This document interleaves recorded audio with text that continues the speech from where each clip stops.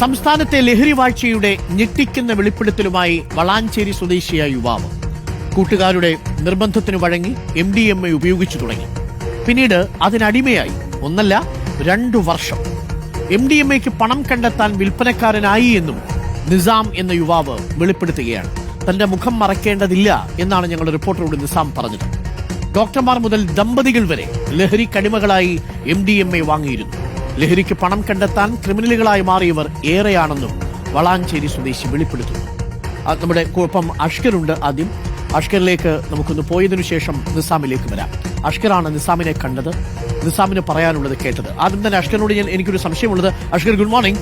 ഈ നിസാമിന്റെ മുഖം കാണിക്കുന്നതിൽ നിസാമിന് ബുദ്ധിമുട്ടില്ലല്ലോ അല്ലേ?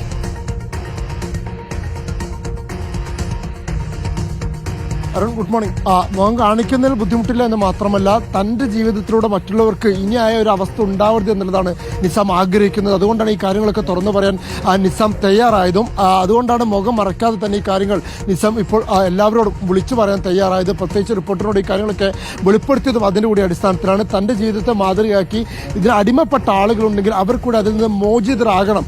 അഥവാ സ്വയം തീരുമാനത്തിലൂടെ അല്ലാതെ ഒരാൾക്ക് ഇതിൽ നിന്ന് മോചിതരാവാൻ കഴിയില്ല. ഇതിൽ MDMA പോലെയുള്ള സിന്തറ്റിക് ലഹരികൾ അടിമകളാവുന്നവരൊക്കെ അവസാനം മരണത്തിൽ ജീവിതം അവസാനിപ്പിക്കുന്ന അവസ്ഥയിലേക്കാണ് കാര്യങ്ങൾ പോകുന്നത്. അതുകൊണ്ട് അത് മാറ്റമുണ്ടാവാൻ സാധിക്കും. ഇല്ലെങ്കിൽ ഇതിൽ നിന്നും ആരും രക്ഷപ്പെടാൻ കഴിയില്ല എന്നുള്ള മനോനില മാറ്റി രക്ഷപ്പെടാൻ സാധിക്കുമെന്നുള്ളൊരു ചിന്ത അത് നൽകുക എന്നുള്ള ഉദ്ദേശത്തോടെയാണ് മുഖം മറക്കാതെ തന്നെ വളാഞ്ചേരി സ്വദേശിയായിട്ടുള്ള നിസാം ഈ കാര്യങ്ങളൊക്കെ റിപ്പോർട്ടറിനോട് വെളിപ്പെടുത്താൻ തയ്യാറായിരിക്കുന്നത്. 2 വർഷത്തോളം ഇതിന് അടിമയായി ഒടുവിൽ അതിൽ നിന്ന് മോചിതനായ വ്യക്തി കൂടിയാണ് നിസാം. ജീവിതത്തെ മാതൃകയാക്കി അതിൽ നിന്ന് മോചിതരാകാറില്ല, മരണത്തിലെത്തുകയാണ് പതിവ്. അതല്ലേ നമ്മൾ പറയേണ്ടത് പ്രേക്ഷകരോട്? ആ 5% അതിൽ നിന്ന് അത്ഭുതകരമായി MDMAയുടെ രാസലഹരിയുടെ സ്വാധീനത്തിൽ നിന്ന് രക്ഷപ്പെട്ട നിസാമാണ് നമ്മുടെ മുന്നിലെത്തുന്നത്, അല്ലേ അഷ്കർ? തീർച്ചയായും വളരെ വിരലിലെണ്ണാവുന്ന വ്യക്തികൾ മാത്രമാണ് ഇത്തരത്തിൽ ഈ ലഹരിക്ക് അടിമയായ ശേഷം, പ്രത്യേകിച്ച് MDMA പോലുള്ള ലഹരിക്ക് അടിമയായ ശേഷം പിന്നീട് അതിൽ നിന്നും രക്ഷപ്പെടുന്നത്. കാരണം ഇതിൽ നിന്നും ഒരിക്കലും തങ്ങൾക്ക് രക്ഷയില്ല എന്നുള്ള ചിന്താഗതിക്ക് അവർ അടിമപ്പെടുന്നു. അതുകൊണ്ട് തന്നെ അത് ഉപയോഗിച്ച് അക്രമവാസനയിലേക്ക് പോയി പിന്നീട് അവസാനം അതിനെ പല ഘട്ടങ്ങളിലൂടെ കടന്നുപോയും അവസാനം മരണത്തിലേക്ക് ജീവിതം കൊണ്ട് തള്ളിയിടുന്ന അവസ്ഥയിലേക്കാണ് ഈ ലഹരിക്ക് അടിമകളൊക്കെ എത്തപ്പെടുന്നത്. അത് അങ്ങനെയല്ല. വിരലിലെണ്ണാവുന്ന ആളുകൾക്കെങ്കിലും മാറ്റം സാധ്യമാവുന്നുണ്ട്. അത് നിങ്ങൾക്കും സാധ്യമാവുമെന്നുള്ള സന്ദേശമാണ് നിസാം പറഞ്ഞു വെക്കുന്നത്. MDMAക്ക് അടിമകളായവരുണ്ടെങ്കിൽ, ഉപയോഗിച്ചു തുടങ്ങിയവരുണ്ടെങ്കിൽ നിങ്ങൾ നിസാമിനെ കേൾക്കണം. രക്ഷിതാക്കളും കുട്ടികളും നിസാമിനെ പോലെ ഒരു കാലത്ത് MDMAക്ക് അടിപ്പെട്ട് ജീവിക്കുകയും MDMA കച്ചവടം ചെയ്യുകയും പിന്നീട് അതിൽ നിന്ന് മാനസാന്തരം വന്ന് രക്ഷപ്പെടുകയും ചെയ്ത അപൂർവം ആളുകളിൽ ഒരാളാണ് നിസാം. നിസാം പറയുന്നത് നമുക്ക് കേൾക്കാം. നാടിന്റെ മുക്കിലും മൂലയിലുമെല്ലാം ലഹരി വ്യാപകമാവുകയാണ്. മുമ്പ് കഞ്ചാവായിരുന്നുവെങ്കിൽ ഇന്ന് യുവാക്കളുടെ മനസ്സുകളെ ഹരം പിടിപ്പിക്കുന്നത് MDMA ആണ്. അത് മെത്താഫിറ്റമിനും ആംഫിറ്റമിനും കെറ്റമിനുമായി പല ഗണങ്ങളിലായി ഉണ്ട്. LSDയും LSAയും ബ്രൗൺ ഷുഗറും എല്ലാം അതിൻ്റെ പല ഭാഗങ്ങളിൽ ഒന്ന് മാത്രം. നേരത്തെ ഉണ്ടായതുപോലെയല്ല. ഇതിന് അടിമപ്പെടുന്നവർ പിന്നീട് അതിൽ നിന്ന് മോചിതരാകുന്നില്ല എന്നുള്ളതാണ് സമൂഹത്തിനെ ബാധിച്ച ഏറ്റവും വലിയ ദൂഷ്യ വിപത്ത്. അപൂർവമായിട്ടുള്ള ആളുകൾ മാത്രമാണ് MDMA പോലെയുള്ള സിന്തറ്റിക് ലഹരികൾക്ക് അടിമയായതിനു ശേഷം പിന്നീട് അതിൽ നിന്നും മോചനം നേടാൻ സാധിക്കുന്നത്. അതിന് പ്രധാനപ്പെട്ട കാര്യം തിരിച്ചറിവ് അവർക്ക് ഉണ്ടാവുന്നു എന്നുള്ളതാണ്. അത്തരത്തിൽ അതിൽ നിന്നും മോചിതനായ ഒരാളാണ് എൻ്റെ കൂടെയുള്ളത്. മലപ്പുറം വളാഞ്ചേരി സ്വദേശിയായിട്ടുള്ള നിസാമിൻ്റെ അനുഭവ സാക്ഷ്യങ്ങളാണ് നമ്മളിന്ന് അറിയാൻ പോകുന്നത്. എങ്ങനെയാണ് നിസാം ഇതിലേക്ക് എത്തിപ്പെട്ടതെന്നടക്കമുള്ള കാര്യങ്ങൾ നിസാം റിപ്പോർട്ടറിനോട് വെളിപ്പെടുത്തുകയാണ്. നിസാം എങ്ങനെയാണ് ഈ MDMA ഉപയോഗിക്കുന്നതിലേക്ക് എത്തിപ്പെടുന്നത്? ഞാനൊരു 22 വയസ്സ് വരെ ഞാനൊരു സിഗരറ്റ് പോലും വലിച്ചിരുന്നില്ല. ഒരു ദിവസം 2021 ലാസ്റ്റ് സെപ്റ്റംബർ മാസത്തിൽ ഞാനും എൻ്റെ ഫ്രണ്ട്സും കൂടി കോഴിക്കോട് ബീച്ച് വരെ പോയി. നാട്ടിലെ ഫ്രണ്ട്സ് തന്നെ. എനിക്ക് വണ്ടികളെ പരിപാടി എപ്പോഴും ഫ്രീ ടൈം ആയതുകൊണ്ട് ഇങ്ങനെ കറങ്ങി നടക്കണം. അന്ന് ബീച്ചിലൊരു ഞായറാഴ്ച പോയപ്പോൾ എൻ്റെ ഫ്രണ്ട്സിൻ്റെ കയ്യിൽ ഇതുണ്ടായിരുന്നു. എനിക്കറിയില്ല, MDMA സാധനം കണ്ടിട്ടില്ല അത്രയും കാലമായിട്ട്, അന്ന് കണ്ടില്ല. അങ്ങനെ ഇവരെന്നോട് പറഞ്ഞ്, സമയം ഇത് ചെറിയൊരു സാധനമാണ്, ഇതൊന്ന് ജസ്റ്റ് ഒന്ന് ഉപയോഗിച്ച് നോക്ക്, ഇത് ഉപയോഗിച്ച് കഴിഞ്ഞാൽ ഭയങ്കര ധൈര്യകാരം, ഭയങ്കര കാര്യങ്ങൾ അങ്ങനെ ഇങ്ങനെ കുറേ ക്ലാസ് എടുത്തു. എനിക്ക് വേണ്ട എന്ന് തന്നെ ഞാൻ പറഞ്ഞുകൊണ്ടിരുന്നു. പക്ഷേ എനിക്ക് പിന്നെ ഇതിങ്ങനെ നിർബന്ധിച്ച് ഞാനത് ഉപയോഗിപ്പിച്ച് പറഞ്ഞാൽ ഞാൻ ഉപയോഗിച്ച് ടെസ്റ്റ് എന്നോട് പറഞ്ഞാൽ എന്താ ഇത് അഡിക്ഷൻ ആവുന്നില്ല, ഇപ്പോൾ ഉപയോഗിച്ച് ടെസ്റ്റ് ചെയ്ത് നോക്കുക, എല്ലാ കാര്യം അറിയണത് നല്ലതല്ലേ വെച്ചിട്ട് ഞാൻ ടെസ്റ്റ് ചെയ്ത് പിന്നെ അങ്ങനെ അവിടെ നാട്ടിൽ നിന്ന് എന്നോട് പറഞ്ഞ് ഇത് നമ്മൾ തമ്മിൽ 3 ആൾ മാത്രമേ അറിയുള്ളൂ, വേറെ ആരും അറിയില്ല എന്ന് പറഞ്ഞിട്ടാണ് ഇതൊക്കെ നടന്നു. പിന്നെ നാട്ടിൽ വന്നിട്ട് ഇവരെന്നെ അത് നാട്ടിൽ ഓരോരുത്തർ ഗ്യാങ്ങിലൊക്കെ പറഞ്ഞ് പബ്ലിസിറ്റി ആവാൻ തുടങ്ങി. പിന്നെ അത് ഉപയോഗിക്കൽ പിന്നെ എനിക്കിത് അന്ന് പിന്നെ ഉപയോഗിക്കാൻ തോന്നുകയാണ്. പിന്നെ ഇത് അഡിക്ഷൻ ആവില്ല എന്ന് വെറുതെ പറയാണ്, അഡിക്ഷനായി. ആദ്യമായിട്ട് ഞാൻ വാങ്ങിച്ചത് ഞാൻ വയനാട് പോയിട്ടത് വാങ്ങി. നാട്ടിലാരും അറിയരുത് എന്നുള്ളതിൽ വയനാട്ടിൽ പോയിട്ടാണ് ഇത് വാങ്ങിക്കുന്നത്. അത് 1500 രൂപക്ക് 0.5 എന്ന് പറയും, 1500 രൂപ അങ്ങനെ കൂടി. പിന്നെ അടുത്ത് പിന്നെ 1500 3000 എടുക്കണില്ല.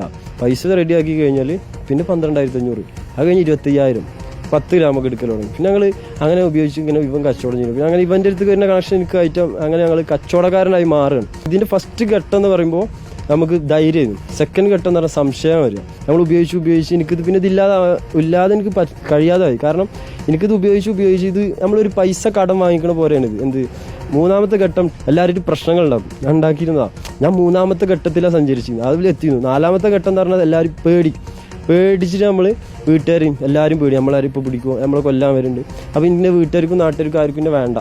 അങ്ങനെ ചിന്തിച്ചിട്ടാണ് ഈ ലാസ്റ്റ് എല്ലാവരും കയറെടുക്കുക അല്ലെങ്കിൽ ബ്ലേഡ് വെക്കുക അല്ലെങ്കിൽ ട്രെയിനിൻ്റെ മുന്നിൽ പോയി നിൽക്കുക, ഒരുപാട് നടക്കണം. അതങ്ങനെയാണ്. നിസാം ഇതിൻ്റെ കുറേ കാലം വിൽപ്പനക്കാരായിരുന്നല്ലോ. ആരൊക്കെയായിരുന്നു നിസാമിൻ്റെ കസ്റ്റമേഴ്സ്? ആരൊക്കെയായിരുന്നു? അപ്പോൾ കസ്റ്റമർ പറഞ്ഞാൽ നമ്മളെ നാട്ടിലുള്ള വലിയ വലിയ ഹോസ്പിറ്റലിലെ ഡോക്ടർമാർ വന്നിട്ടുണ്ട്, നഴ്സുമാർ വാങ്ങിയിട്ടുണ്ട്. പിന്നെ ഒരു പറയുമ്പോൾ ആങ്ങളെയും പെങ്ങളും ഒരുമിച്ച് വന്ന് വാങ്ങിച്ചിട്ടുണ്ട്. ഫസ്റ്റ് ആങ്ങളെ വന്ന്, പിന്നെ ഞാനും ഓനും ഫ്രണ്ടായി, ഓനോ കഥകളൊക്കെ പറഞ്ഞു ഓൻ്റെ പെങ്ങളും ഓനും ഒരുമിച്ച് വന്ന് വാങ്ങിച്ചിട്ടുണ്ട്. ഹസ്ബൻഡും വൈഫും ഒരുമിച്ച് ഞാൻ അവരെ വീട്ടിൽ പോയിട്ട് എൻ്റെ കയ്യിൽ ഇതുണ്ടായാലും എവിടെ എനിക്ക് സ്വാഗതം. എന്നെ ഓരോരുത്തർ എൻ്റെ വീട്ടിൽ വന്നിട്ട് BMW ഫോർച്യൂണറിലൊക്കെ ഒന്ന് എടുത്തുകൊണ്ട് പോകും. എവിടെ നിന്നൊക്കെയാണ് ഇത് നിസാം വാങ്ങിയിരുന്നത്? എവിടെ നിന്നൊക്കെയാണ്? ഫസ്റ്റ് ടൈം നമ്മൾ നാട്ടിൽ എന്ന് പറഞ്ഞാൽ ഞാൻ എൻ്റെ നാട്ടിൽ മലപ്പുറം വളാഞ്ചേരി ഭാഗത്തുനിന്നൊന്നും വാങ്ങിക്കില്ല. ഞാൻ കോഴിക്കോട്, എറണാകുളം, പിന്നെ അങ്ങനെ കോഴിക്കോട് എറണാകുളത്ത് നിന്നാണ് മെയിനായിട്ട് ഞാൻ വാങ്ങിച്ചത്. എനിക്കിത് ഇല്ലാതെ പറ്റില്ല. ഇത് ഉപയോഗിക്കണം. ഫസ്റ്റ് ഘടകം കഴിഞ്ഞ് രണ്ടാമത്തെ ഘടകം കഴിഞ്ഞിട്ട് എനിക്കിതിങ്ങനെ ഉപയോഗിച്ചിട്ടില്ലെങ്കിൽ എനിക്ക് എണീച്ച് നിൽക്കാൻ കഴിയില്ല. കാരണം അത്രയും ദിവസത്തെ ഉറക്കമാണ്. ഇന്നലെ ഉപയോഗിച്ചതിനെക്കാട്ടി ഇന്ന് ഡോസ് കൂട്ടി കൊടുക്കണം. ഇന്നലെ ഉപയോഗിച്ച സാധനത്തെക്കാട്ടി ഡോസ് കൂട്ടി കൊടുത്താലേ എനിക്കൊന്ന് എണീച്ച് ഇങ്ങനെ നിൽക്കാൻ കഴിയുള്ളൂ, അല്ലെങ്കിൽ എനിക്ക് പറ്റൂല. കാരണം അങ്ങനെയാണ്. അത്രയും ദിവസത്തെ ബാലൻസ് ഉറക്കങ്ങൾ ബാക്കി ഒരുപാട് ഉറക്കങ്ങളുണ്ടായിരുന്നു. ആ ഉറക്കങ്ങൾ ഉറങ്ങി തീർക്കാൻ പറ്റില്ല. അങ്ങനെ ഡെയിലി ഉപയോഗക്കാരനായി ഞാൻ, ഡെയിലി യൂസിങ്ങുകാരനായി മാറിയാണ്. നമ്മൾ രാവിലെ നമ്മൾ മരുന്ന് കഴിക്കില്ല, ഫുഡിന് ശേഷം മരുന്ന്, അതുപോലെ രാവിലെ ഫുഡ് കഴിച്ചാൽ ഞാൻ അത് ഉപയോഗിക്കും, ഉച്ചക്ക് ഫുഡ് കഴിച്ചാൽ ഉപയോഗിക്കും. പിന്നെ ഇപ്പോഴത്തെ ഇതിൽ ഞാൻ പറയും 22 വയസ്സ് വരെ ഉപയോഗിച്ചിട്ടില്ല. ഇപ്പോഴത്തെ ഒരു വർഷമായിട്ട് ഞാൻ നിർത്തി, ഡി സെൻറ്ററിൽ പോയിട്ട് നിർത്തും ചെയ്തു. പിന്നെ 23 വർഷമായി. ഈ 2 വർഷമാണ് ഞാനത് ഉപയോഗിച്ചിട്ടുള്ളൂ. 23 വർഷം ഇത് ഉപയോഗിക്കാന്ന് പറഞ്ഞാൽ എനിക്ക് ഇനി ഒന്ന് മുന്നോട്ട് പോയിക്കൂടെ? അങ്ങനത്തെ ഒരു തിരിച്ചറിവ് എനിക്ക് തോന്നി.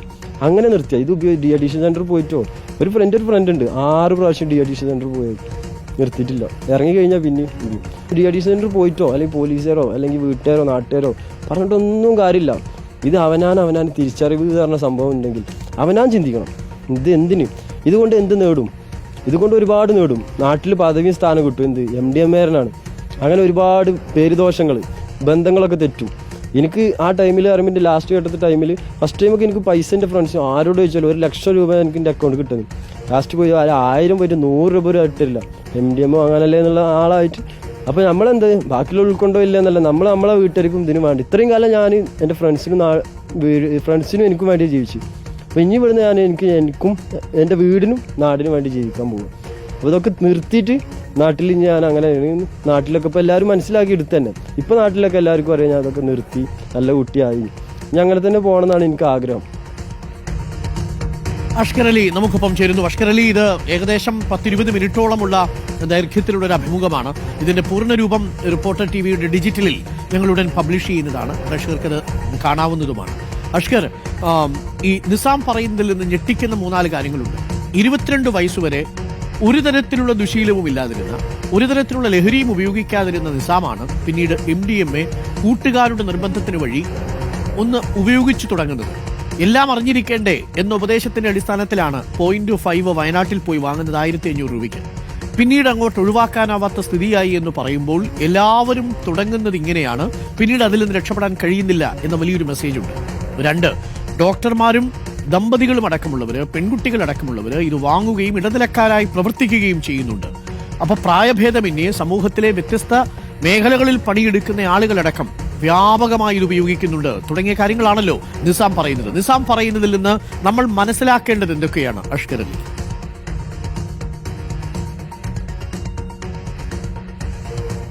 അരുൺ, ഘട്ടം ഘട്ടമായി പറഞ്ഞു വരികയാണെങ്കിൽ ഇത് തുടങ്ങുന്നത് എവിടെയെന്നുള്ളതാണ് ആദ്യത്തെ ചോദ്യം. അതിന് പ്രധാനപ്പെട്ട ഉത്തരമായി നിസാം പറയുന്നത് നിങ്ങളുടെ കൂട്ടുകെട്ടുകളാണ് എന്നുള്ളതാണ്.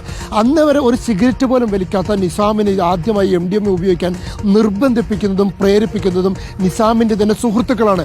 അവരുടെ നിർബന്ധത്തിന് വഴങ്ങി ആദ്യമൊക്കെ എതിർപ്പ് അറിയിച്ചെങ്കിൽ പോലും ഒരു ഘട്ടത്തിൽ കോഴിക്കോട് ബീച്ചിൽ വെച്ചാണ് ഇത്തരത്തിൽ സുഹൃത്തുക്കളുടെ നിർബന്ധത്തിന് വഴങ്ങി ആദ്യമായി ഈ MDMA എന്ന് പറയുന്ന ഈ രാസലഹരി നിസാം ഉപയോഗിക്കുന്നത്. പക്ഷേ ഇതിൽ ഏറ്റവും വലിയ ഒരു അപകടം എന്ന് പറയുന്നത് ഒരു തവണ ഉപയോഗിക്കുന്നതോട് തന്നെ പിന്നീട് അത് ഉപയോഗിക്കാനുള്ള താല്പര്യം അത് ഉപയോഗിക്കുന്നതിൽ ഉണ്ടാകുന്നു. സ്വാഭാവികമായും അവർ അതിൻ്റെ അടിമകളായി മാറുന്നു എന്നുള്ളതാണ്. അങ്ങനെ ഒരു അടിമയായി 2 വർഷത്തോളം MDMAക്ക് അടിമയായി ജീവിച്ച വ്യക്തിയാണ് നിസാം. അതുകൊണ്ട് നിസാം പറയുന്ന ആദ്യത്തെ കാര്യം കൂട്ടുകെട്ടുകളിൽ നിന്നുള്ള ഒരു നിമിഷത്തെ അവരുടെ പ്രേരണയ്ക്ക് വഴങ്ങി നിർബന്ധത്തിന് വഴങ്ങി നിങ്ങൾ ഒരു തവണ പോലും ഇതിന് ഉപയോഗിക്കാൻ ശ്രമിക്കരുത്. അങ്ങനെ ഉപയോഗിച്ചാൽ നിങ്ങൾ എത്തിപ്പെടുന്നത് വലിയ ചതിക്കുഴിലാണ് എന്നുള്ളതാണ്. രണ്ടാമത്തേത് ഉപയോഗിക്കുന്നവർ കടന്നു പോകുന്ന പല ഘട്ടങ്ങളിലൂടെയാണ്. ഒന്നാമത്തെ ഘട്ടം ഇതിന് 4 ഘട്ടങ്ങളായി തന്നെ നിസാം തന്നെ വേർതിരിച്ച് പറയുന്നുണ്ട്. ആദ്യത്തെ ഘട്ടം എന്ന് പറയുന്നത് ഇത് ഉപയോഗിക്കുന്നവർക്കൊരു അസാമാന്യ ധൈര്യം അവർ അനുഭവിക്കുന്നുണ്ട് എന്നുള്ളതാണ്. ആദ്യ ഘട്ടത്തിൽ വല്ലാതെ ധൈര്യം അനുഭവിക്കുന്നതോടെ തന്നെ തുടർച്ചയായി ഇവർ അത് വലിയ തോതിൽ ഉപയോഗിക്കുകയും ചെയ്യുന്നുണ്ട്. ഈ ധൈര്യത്തിന് ശേഷം പിന്നീട് രണ്ടാമത് ഇവർ പോകുന്ന ഘട്ടം എന്ന് പറയുന്നത് ഇവർ സംശയ രോഗത്തിന് അടിമകളാവുന്നു എന്നുള്ളതാണ്. വലിയ തോതിൽ കുടുംബങ്ങളെ ബാധിക്കുന്ന അവരുടെ ജീവിത സാഹചര്യങ്ങൾ തന്നെ തകർക്കുന്ന സ്വന്തം സുഹൃത്തുക്കളെയും സ്വന്തം രക്ഷിതാക്കളെയും സ്വന്തം ഭാര്യയെയും മക്കളെയും വരെ സംശയിക്കുന്ന ഒരു വലിയ സംശയ രോഗത്തിന് ഇവർ അടിമകളാവുന്നു എന്നുള്ള ആ സംശയ രോഗത്തിന് അടിമകളാകുന്നതോടെ തന്നെ ഇവരുടെ ചുറ്റുപാടുമായുള്ള ഇവരുടെ ബന്ധങ്ങളെ കുടുംബങ്ങളെയൊക്കെ തന്നെ അത് ശിഥിലമാക്കുന്നു. മൂന്നാമത്തെ ഘട്ടം എന്ന് പറയുന്നത് ഈ ആദ്യ ഘട്ടത്തിൽ ഇവരുടെ ധൈര്യവും രണ്ടാമത്തെ സംശയങ്ങളും കഴിഞ്ഞ ശേഷം മൂന്നാമത് ഇവർ ഘട്ടത്തിലേക്ക് എത്തുന്നത് ഇവർ വലിയ പ്രശ്നക്കാരായി മാറുന്നു എന്നുള്ള. ഈ പ്രശ്നക്കാർ എന്ന് പറയുമ്പോൾ ഒരു നിസ്സാരമായിട്ടുള്ള പ്രശ്നക്കാരല്ല, ഒരു സാമൂഹ്യ വിപത്തായി തന്നെ അവർ മാറുന്നു എന്നുള്ളത്. അത്തരമൊരു അക്രമവാസനയിലേക്ക് അവർ പോകുന്നു എന്നുള്ളതാണ്. അവർക്ക് കണ്ണിൽ കണ്ടതെല്ലാം തല്ലി പൊട്ടിക്കാൻ തോന്നുന്ന ചിന്തകളിലേക്ക് അവരെ തള്ളിയിടുന്നു. നിസാം അടക്കം പറഞ്ഞ പലപ്പോഴും താൻ തന്നെ അക്രമാസക്തരാകുന്നുണ്ട്. തൻ്റെ സുഹൃത്തുക്കളടക്കം പലരും വീടുകളിൽ പോയാൽ അവരുടെ വീടുകളുടെ റൂമുകൾക്ക് ജനലുകളില്ല, അവരുടെ അലമാരകൾക്ക് കണ്ണാടികളില്ല. അതെല്ലാം തന്നെ പല ഘട്ടങ്ങളിൽ ഇവർ തകർത്ത് കളയുന്നു. അത്തരത്തിലുള്ള ഒരു അപകടകരമായ ഒരു അവസ്ഥയിലേക്ക് അക്രമവാസനയിലേക്ക് ഇവരെത്തുന്നു. നാലാമത്തെ ഘട്ടം എന്ന് പറഞ്ഞ് ഇതിനടിമയായി ഇത് ഉപയോഗിച്ച് ഇവരുടെ ശാരീരികമായിട്ടുള്ള ഇവരുടെ ആരോഗ്യം നഷ്ടപ്പെടുന്ന ഒരു അവസ്ഥയിലേക്ക് എത്തി അവരെ ഒരു ഭയം പിടികൂടുന്ന അവസ്ഥയാണ്.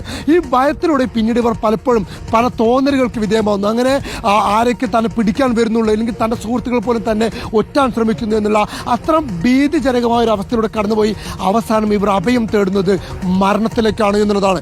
മരണമല്ലാതെ തനിക്കിനി ഒരു രക്ഷയില്ല, തനിക്കൊരു മോചനമില്ല എന്നുള്ള ചിന്താഗതിയിലേക്ക് എത്തി പലരും ഇത്തരത്തിൽ മരണത്തിൽ ഇവരുടെ ജീവിതം ഒടുക്കുന്നു. അതൊരു കഷ്ടം ബ്ലേഡ് കൊണ്ടോ ഇല്ലെങ്കിൽ ട്രെയിനിന് മുമ്പിൽ ചാടിയോ വാഹനങ്ങൾ കൊണ്ടുപോയി പലയിടങ്ങളിൽ കൊണ്ടുപോയി ഇടിപ്പിച്ചുമൊക്കെ തന്നെ ഇവരുടെ തന്നെ പല സുഹൃത്തുക്കളും മരണത്തിലേക്ക് മനോനില തെറ്റി അഭയം തേടുന്ന ഗതികേടിലേക്ക് പോകുന്നു എന്നുള്ളതാണ്. ഒരു MDMA ഉപയോഗിക്കുന്ന ആളുകൾ കടന്നു പോകുന്ന അവസ്ഥാന്തരങ്ങളാണത്. ഇതിന് തന്നെ ഇവരുടെ ഭാഷയിൽ പറയുന്ന പല പ്രയോഗങ്ങളുമുണ്ട്. വിചിത്ര നാമങ്ങളുടെ ഒരു ലോകം കൂടിയാണ് ഈ MDMAയുടെ ലോകം എന്ന് പറയുന്നത്. ഈ MDMAക്ക് തന്നെ ഇവർ പറയുന്ന പേരുകൾ കല്ലെന്ന് പറയുന്നവരുണ്ട്, മെത്ത് എന്ന് പറയുന്നവരുണ്ട്, എന്ന് പറയുന്നവരുണ്ട്, പവർ എന്നും പവറിഷ് എന്നും അങ്ങനെ പല പ്രയോഗങ്ങൾ അറിയപ്പെടുന്നതുണ്ട്. ഇവരുടെ അവസ്ഥകൾക്ക് പോലും ഇവർ പറയുന്ന പേരുകളുണ്ട്. ഡാർക്ക് അടിക്കുക, നെഗ് അടിക്കുക, ആഫ്റ്റർ അടിക്കുക എന്നുൾപ്പെടെയുള്ള പല പ്രയോഗങ്ങൾ. അഥവാ ഒരു ഘട്ടത്തിൽ ഇത് ഉപയോഗിച്ച് ബോധമില്ലാതാകുന്ന ഒരവസ്ഥ, അത് നെഗറ്റീവ് അടിക്കുക എന്നുള്ളതിന് ചുരുക്കി പറയുകയാണ് നെഗ് അടിക്കുക എന്നുള്ളത്. പിന്നെ അതിന് ആദ്യ ഘട്ടത്തിൽ അത് ഡാർക്ക് അടിക്കുകയാണെങ്കിൽ പിന്നീട് അത് ഇറങ്ങി ഓടുന്ന അവസ്ഥ, ലഹരി ഉപയോഗിച്ച് MDMAക്ക് അടിമയായി അത് ഉപയോഗിച്ച് ഒരു ഘട്ടത്തിൽ നിയന്ത്രണം വിട്ട് റോഡിലൂടെ ഇറങ്ങി ഓടുന്ന അവസ്ഥ, വാഹനം കൊണ്ടുപോയി ഇടിപ്പിക്കുന്ന അവസ്ഥ, അത്തരം അവസ്ഥയിലേക്കാണ് ഈ നെഗ് അടിച്ചെത്തുന്നത്. എന്നാൽ ആഫ്റ്റർ അടിക്കുക എന്ന് പറയുമ്പോൾ സ്വബോധം നഷ്ടപ്പെട്ട് ലഹരിയുടെ ഒരു ആദ്യത്തെ ഘട്ടത്തിൽ ആവേശം തീർന്ന് പിന്നീട് അത് സ്വബോധം നഷ്ടപ്പെട്ടു ഒരു മയക്കത്തിലേക്ക് പോകുന്ന ഒരു അവസ്ഥയാണ് ഈ ആഫ്റ്റർ അടിക്കുക. അങ്ങനെ പല അവസ്ഥാന്തരങ്ങളിലൂടെ ഇവർ കടന്നു പോവുകയാണ്. പിന്നീടാണ് ഇവർക്ക് ആദ്യഘട്ടത്തിൽ സുഹൃത്തുക്കളുടെ നിർബന്ധത്തിന് വഴങ്ങിയാണ് ലഹരി ഉപയോഗിക്കാൻ ഇവർ തുടങ്ങുന്നതെങ്കിൽ പോലും പിന്നീട് ഇത് കിട്ടാൻ സുഹൃത്തുക്കളിൽ നിന്ന് ഒരിക്കലും ഇത് സൗജന്യമായി കിട്ടാത്ത അവസ്ഥയിലേക്ക് ഇവർ പോകും. കാരണം 600-1000 രൂപയ്ക്കാണ് ബംഗളൂരുവിലൊക്കെ ഇത് വിൽക്കുന്നതെങ്കിൽ ഇവിടെ കേരളത്തിൽ ഇത് വിൽക്കുന്നത് 1500-നും 2000-നും 3000-നും ഒക്കെയാണ്. ഒരു ഗ്രാമിൻ്റെ വിലയാണ് 3000 എന്ന് പറയുന്നത്. അത് ഇവർക്ക് ഒരു പക്ഷേ ഒരു ദിവസത്തിന് പോലും തികയാത്ത അവസ്ഥയിലേക്ക് എത്തുന്നു. അപ്പോൾ ഇതിന് പണം കണ്ടെത്തുക എന്നുള്ള ആവശ്യം ഇവർക്ക് എത്തുന്നു. ഈ പണം കണ്ടെത്താൻ വേണ്ടി ഈ MDMA ഇവരെ ക്രിമിനലുകളാക്കി മാറ്റുന്നു എന്നുള്ളതാണ് അതിൽ ഏറ്റവും വലിയ അപകടം. ഈ പണം കണ്ടെത്താൻ വേണ്ടി എന്തും ചെയ്യുക എന്നുള്ള രീതിയിലേക്ക് ഇവർ പോകുന്നു. ഇവരുടെ തന്നെ സുഹൃത്തുക്കളായിട്ടുള്ള നിസാമിൻ്റെ അടക്കം സുഹൃത്തുക്കളായിട്ടുള്ള അല്ലെങ്കിൽ ഇത്തരത്തിൽ MDMA ഉപയോഗിക്കുന്ന പലരും ഇപ്പോൾ ചെയ്യുന്നത് മോഷണവും അതുപോലെ തന്നെ പോക്കറ്റ് അടിയും ഉൾപ്പെടെയുള്ള കുറ്റകൃത്യങ്ങളാണ്. അതിനുവേണ്ടി ആരെ ഭീഷണിപ്പെടുത്തി പണം തട്ടാനും ഇവർ തയ്യാറാണ്. പലരും ഇപ്പോൾ ചെയ്യുന്ന പ്രധാനപ്പെട്ട ഹോബി എന്ന് പറയുന്നത് നിർത്തിയിട്ട വാഹനങ്ങളുടെ ബാറ്ററി അടക്കം ഊരിക്കൊണ്ട് കൊണ്ടുപോയി വിൽപ്പന നടത്തിയിട്ട് പോലും പണം കണ്ടെത്തുന്ന ആളുകളുണ്ട്. പലരിൽ നിന്ന് വാഹനങ്ങൾ വാങ്ങി അത് മറിച്ച് വിറ്റും പണയം വെച്ചും പണം കണ്ടെത്തുന്ന ആളുകളുണ്ട്. അങ്ങനെ ഏത് വിദ്യനെയും ഈ ലഹരി ഉപയോഗിക്കാൻ പണം കണ്ടെത്തുക എന്നുള്ള ഒരു മനോനിലയിലേക്ക് എത്തുന്നു. അതിനെ വീട്ടുകാരെ ആക്രമിച്ചിട്ടാണെങ്കിലും അതിന് പണം കണ്ടെത്തുക എന്നുള്ള അവസ്ഥയിലേക്ക് അവർ എത്തുന്നു. അപ്പോൾ അതിനുവേണ്ടി കുറ്റകൃത്യങ്ങളിൽ ഏർപ്പെടുന്ന അവസ്ഥയിലേക്ക് പോകുന്നു. അങ്ങനെയാണ് ഇവർ വിൽപ്പനക്കാരായി മാറുന്നത്. പലപ്പോഴും ഇതിൽ വിൽപ്പന നടത്തുന്ന ആളുകൾ പലരും ലക്ഷ്യം വെക്കുന്നത് ഇതിൽ വിൽപ്പന നടത്തുന്നതിനുള്ള പണം സമ്പാദിച്ച് തങ്ങൾക്ക് ഉപയോഗിക്കാനുള്ള MDMA കൂടി കരസ്ഥമാക്കുക എന്നുള്ളതാണ്. അതിനുവേണ്ടിയാണ് ആദ്യഘട്ടത്തിൽ ഇവർ ചില്ലറ വിൽപ്പനക്കാരാവുന്നത്. എന്നാൽ ഇതിൽ ഏറ്റവും ഞെട്ടിപ്പിക്കുന്ന കാര്യം നിസാം തന്നെ വെളിപ്പെടുത്തുന്നത് ഈ വിൽപ്പനക്കാരിലും ഉപയോഗിക്കുന്നവരും വലിയ അളവിൽ പെൺകുട്ടികളുണ്ട് എന്നതാണ്. പെൺകുട്ടികൾ ഗ്രൂപ്പുകളായി ചേർന്ന് തന്നെ ഇത്തരത്തിൽ ലഹരി ഉപയോഗിക്കുകയും ഇതിന്റെ ഇടനിലക്കാരായി വിൽപ്പനക്കാരായി സജീവമായി നിൽക്കുന്നു എന്നുള്ളതാണ്. നിസാം തന്നെ ആദ്യഘട്ടത്തിൽ നാട്ടിൽ നിന്ന് സുഹൃത്തുക്കൾ വഴി ഉപയോഗിച്ച നിസാം പിന്നീട് ഒരിക്കലും നാട്ടിൽ നിന്നും ഇത് വാങ്ങുന്നില്ല. ഏറ്റവും കൂടുതൽ നിസാം ഈ MDMA വാങ്ങുന്നത് കോഴിക്കോട് നിന്നും വയനാട്ടിൽ നിന്നുമാണ്. വലിയ അളവിൽ ക്വാണ്ടിറ്റി ആവശ്യമായി വന്നപ്പോൾ ബംഗളൂരുവിൽ പോയിട്ടാണ് പിന്നീട് ഏറ്റവും വലിയ അളവിൽ നിസാം ലഹരി വാങ്ങുന്നത്, അഥവാ ഈ MDMA വാങ്ങുന്നത്. അഥവാ അത് ഇല്ലാതെ കഴിയാത്തൊരവസ്ഥയിലേക്ക് ഇതിൽ ഏറ്റവും വലിയ പ്രത്യേകതയായി ഇല്ലെങ്കിൽ ഒരു അപകടമായി നിസാം തന്നെ ചൂണ്ടിക്കാണിക്കുക. ഇന്ന് ഞാൻ ഉപയോഗിക്കുന്നത് 0.5 ആണെങ്കിൽ നാളെ എനിക്ക് അതിനേക്കാൾ കൂടിയ അളവിൽ വേണം, 1 ഗ്രാം വേണം, മറ്റന്നാളാവുമ്പോൾ അതിനേക്കാൾ കൂടിയ അളവിൽ വേണം. ഓരോ ദിവസവും ഇതിന്റെ അളവ് കൂട്ടിക്കൊണ്ടിരുന്നാൽ മാത്രമേ തനിക്ക് അതിന്റെ മത്ത് അതിന്റെ യഥാർത്ഥ അവസ്ഥയിൽ അനുഭവിക്കാനാവുന്നത് എന്നുള്ള ഒരു അപകടമുണ്ട്. അതുകൊണ്ട് തന്നെ കൂടുതൽ മാരകമായ അളവിലേക്ക് ലഹരി ഉപയോഗിക്കാൻ ഈ ലഹരിക്ക് അടിമകളായ ആളുകൾ നിർബന്ധിതരാകുന്നു. അത്തരമൊരു അപകടകരമായ അവസ്ഥയിലേക്കും അവർ പോകുന്നുണ്ട്. ഇതിന്റെ കസ്റ്റമേഴ്സ് എന്ന് പറയുന്നവർ പോലും നമ്മൾ ചിന്തിക്കാൻ പോലും കഴിയാത്ത ആളുകളാണ് ഇതിന്റെ കസ്റ്റമേഴ്സ് എന്ന് പറയുന്നത്. ഒന്ന്, ഇപ്പോൾ മലപ്പുറം ജില്ലയിൽ തന്നെയുള്ള പല പ്രമുഖ ആശുപത്രികളിലെയും പ്രമുഖരായ ഡോക്ടർമാർ പോലും തൻ്റെ കസ്റ്റമേഴ്സ് ആയിരുന്നു എന്നാണ് നിസാം വെളിപ്പെടുത്തുന്നത്. അവിടുത്തെ നേഴ്സുമാർ മുതൽ അമ്മ അഥവാ 2 കുട്ടികളുടെ അമ്മയായിരുന്ന വനിത ഉൾപ്പെടെ തൻ്റെ കസ്റ്റമേഴ്സ് ആയിരുന്നു. ഭാര്യയും ഭർത്താവും അടക്കം ഒന്നിച്ച് വന്ന് തന്നിൽ നിന്നും MDMA വാങ്ങി അവർ ഒരുമിച്ച് ഉപയോഗിക്കുന്നതിന്, അവരെ വീട്ടിലെ അതിഥിയായി ഞാൻ മാറുന്നതിന് എൻ്റെ MDMA വിൽപ്പന മാറി എന്നുള്ളതാണ് നിസാമിൻ്റെ വെളിപ്പെടുത്തൽ. അതിനപ്പുറത്തേക്ക് ഒരു അച്ഛനും മകനും ഒരു വീട്ടിൽ നിന്ന് തന്നെ വന്ന് അവർ പരസ്പരം അറിയുന്നില്ലെങ്കിൽ പോലും അവർ ഒരു വീട്ടിൽ നിന്ന് വന്ന് നിസാമിൻ്റെ പക്കൽ നിന്നും MDMA വാങ്ങുന്ന അവസ്ഥയുണ്ടായി. സഹോദരനും സഹോദരിയും ഒരുമിച്ച് ഒരു ഇരുചക്ര വാഹനത്തിലെത്തി നിസാമിൻ്റെ അടുക്കൽ നിന്ന് MDMA വാങ്ങുന്ന അവസ്ഥയുണ്ട്. അത്തരത്തിൽ നമ്മളെപ്പോലും അത്ഭുതപ്പെടുത്തുന്ന ഞെട്ടിക്കുന്ന വെളിപ്പെടുത്തലുകളാണ് നിസാം നടത്തുന്നത്. അരുൺ, അഷ്കർ, വലിയ വെളിപ്പെടുത്തലുകളാണ്. പ്രേക്ഷകർ അറിഞ്ഞിരിക്കേണ്ട, രക്ഷിതാക്കൾ അറിഞ്ഞിരിക്കേണ്ട, പൊതുസമൂഹം അറിഞ്ഞിരിക്കേണ്ട വെളിപ്പെടുത്തലുകളാണ്. അതിലേറ്റവും പ്രധാനപ്പെട്ടത് അഷ്കർ പറഞ്ഞതുപോലെ ഇതിന്റെ അവസ്ഥകളാണ്. എത്ര മാരകമായ അവസ്ഥയാണ് എന്നുള്ളതാണ് അഷ്കർ നിസാമിൽ നിന്ന് വായിച്ചെടുത്തത്. നോക്കൂ, ആദ്യം ഒരു വല്ലാത്ത ധൈര്യം കിട്ടും MDMA ഒക്കെ ഉപയോഗിക്കുന്ന ആളുകൾക്ക്. ആ ധൈര്യം കാരണം പല സാഹസിക പ്രവൃത്തികളും ചെയ്യാനുള്ള ഒരു ആവേശമുണ്ടാവും. വളരെ പെട്ടെന്ന് ആ ധൈര്യം സംശയത്തിലേക്ക് വഴിമാറും. ചുറ്റുപാടുമുള്ളവരെ പതുക്കെ സംശയിച്ചു തുടങ്ങും. സംശയിച്ചു തുടങ്ങിക്കഴിഞ്ഞാൽ മൂന്നാമത്തതൊരു വിഡ്രോവൽ സിംറ്റം പോലെ തിരുവുന്ന അവസ്ഥയിലേക്ക് എത്തും. ആ അവസ്ഥ കുറച്ചുകൂടി അപകടകരമായ അവസ്ഥയാണ്. എല്ലാത്തിനെയും ഭയന്നു തുടങ്ങുന്ന അവസ്ഥയുണ്ടാവും. ആരോ തന്നെ എപ്പോഴും നിരീക്ഷിക്കുന്നു, ഇപ്പോൾ തന്നെ പിടികൂടും, തന്റെ ജീവിതം തകർന്നുപോയി. ഏറ്റവും ഒടുവിൽ നിരാശയുടെ ഡിപ്രഷന്റെ അവസ്ഥയിലേക്ക് പോവുകയും മരണത്തിൽ അഭയം പ്രാപിക്കുകയും ചെയ്യും. പ്രിയപ്പെട്ട പ്രേക്ഷകരെ, MDMA ഉപയോഗിച്ചു തുടങ്ങിയാൽ അതിൽ നിന്ന് രക്ഷപ്പെടാനുള്ള സാധ്യത 10% താഴെ മാത്രമാണ്. നിലവിലുള്ള കണക്കുകൾ പ്രകാരം അങ്ങനെയാണെന്ന് നമ്മളോട് പറയുന്നത്. ഉപയോഗിച്ച നിസാം തന്നെ പറയുന്നു, പലതവണ ഡി അഡിക്ഷൻ സെന്ററിൽ പോയിട്ടും നമ്മുടെ ആഷിഖിനെയൊക്കെ പോലെ തിരികെ വീണ്ടും ഇതുപയോഗിച്ചു തുടങ്ങുന്ന അവസ്ഥയിലേക്ക് എത്തുന്നു. മാനസിക വിഭ്രാന്തിയിലേക്ക് പോകുന്ന അവസ്ഥയുണ്ടാവുന്നു. നരകതുല്യമായി തീരുന്നു. മുന്നിൽ നിൽക്കുന്നത് അമ്മയാണോ, സഹോദരിയാണോ, ഭാര്യയാണോ എന്ന് തിരിച്ചറിയാനാവാത്ത അവസ്ഥയിലേക്കെത്തും. അവരെ സംശയിച്ചു തുടങ്ങുന്ന അവസ്ഥയിലേക്കെത്തും. പിന്നീടെല്ലാം കലിയായി അവരോട് ദേഷ്യം പ്രകടിപ്പിച്ച് വയലൻസിലേക്ക് പോകുന്ന ഘട്ടമുണ്ടാവും. MDMA ഉപയോഗിക്കുന്ന പലരുടെയും വീടുകളിൽ ആ വയലൻസ് അവർ പ്രകടിപ്പിച്ചു തുടങ്ങുന്നതിന്റെ 4ാം ഘട്ടത്തിലാണ്. അങ്ങനെ ആ ജീവിതം നരകപൂർണമായി തീരും.